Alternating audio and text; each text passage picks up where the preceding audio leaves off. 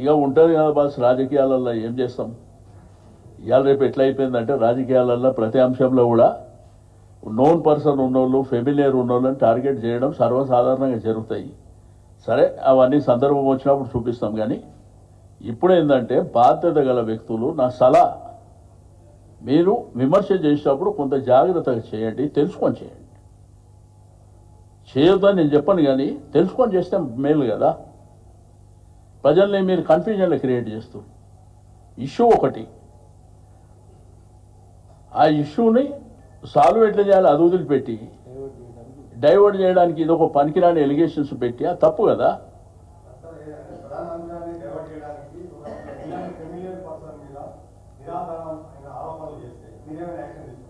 నేనేమంటున్నా, first time కాబట్టి నేను అంత దాకా పోతలేను. తప్పకుండా లీగల్ ప్రొసీడ్ కావచ్చు. కానీ నేనేమంటా అంటే బాధ్యత గల వ్యక్తులు కాబట్టి ఇప్పటికైనా కానీ మాట్లాడేటప్పుడు ఆచితూచి అన్ని ఇన్ఫర్మేషన్ తీసుకొని మాట్లాడండి అని చెప్తున్నా. ఫర్దర్గా జరిగితే మాత్రం తప్పకుండా లీగల్గా ప్రొసీడ్ అవుతాం. Thank you. నేనేమంటున్నామా, అది మన గవర్నమెంట్ అది కాదమ్మా. అది దానంతా ప్రాసెస్ అంతా సెంట్రల్ గవర్నమెంట్ డిపార్ట్మెంట్ కూడా మీకు MoEF, ministry of environment and forest వాళ్ళు ఇచ్చేది. స్టేట్ గవర్నమెంట్ సంబంధం ఉండదు. స్టేట్ గవర్నమెంట్కి ఏంటంటే ఇక్కడ పొల్యూషన్ కంట్రోల్ కావచ్చు, వేరే ఏమన్నా ఉంటే వాళ్ళు సింగిల్ విండోలో అప్లై చేస్తారు. సింగిల్ విండోలో ప్రాసెస్ జరుగుతుంది. అది పర్టికులర్ ఏముండదు. నేను అంటుంది రాజమండ్రిలా.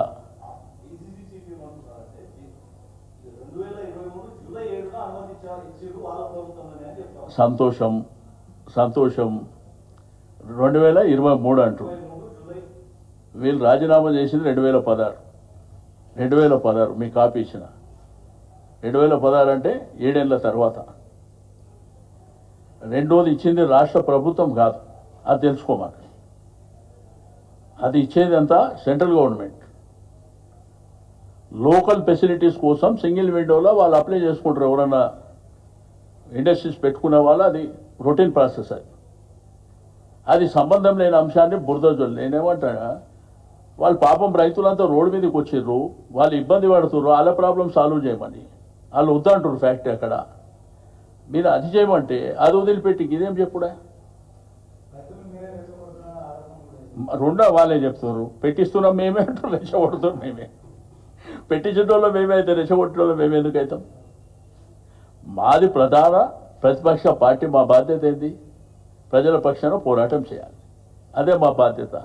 ఇప్పుడు మీకు వికారాబాదు లగచర్ల చూసారు. ఇనిషియల్గా ఆ రోజు గొడవ జరిగినప్పుడు మీ సమక్షంలోనే దీనికంతా ప్లాన్ స్కెచ్ చేసిందంతా కేటీఆర్ గారు, నరేందర్ రెడ్డి అని చెప్పారు. ఎస్సీ ఎస్టీ కమిషన్, ఎన్హెచ్ఆర్సీ వాళ్ళు ఇప్పుడు అంతా ఫీల్డ్ విజిట్ చేస్తే ఏం చెప్తారు? ఎటువంటి హరాస్మెంట్ జరిగింది, ఏ విధంగా టార్చర్ చేసిర్రు, ఏ విధంగా కొట్టినరు. మరి వాళ్ళు ప్రత్యక్షంగా వాళ్ళు పోయినప్పుడు చెప్తారు కదా, మీ పేపర్లో టీవీలో వస్తుంది కదా. దానికి ఈడ కూర్చోడంటే ఈడికెళ్ళి ప్లాన్ చేసిరని చెప్పారు వాళ్ళు అప్పుడు. ఇప్పుడు రియాలిటీ ఏందనేది తెలిసిపోయింది కదా. కాబట్టి నేను ప్రభుత్వానికి సలహా ఇచ్చేది ఒకటే, మీరు ఏదైనా బాధ్యతగా చేయండి, రియాలిటీగా పోండి. అన్నెసరి లేనిపోని అంశాలని ఇష్యూ ఒకటి జరుగుతుందంటే మీరు మందు వేరే దగ్గర తోలాడతారు. ఇష్యూ దగ్గర తోలాడండి ఫస్ట్.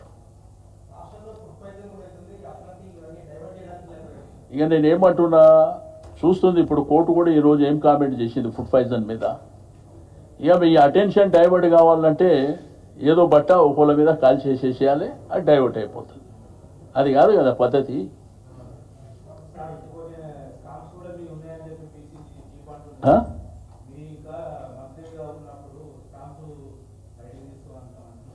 ఇక నేనేమంటున్నా బాస్, ఇప్పుడు ఏం సంవత్సరం అవుతుంది కదా, మాట్లాడండి చూద్దాం.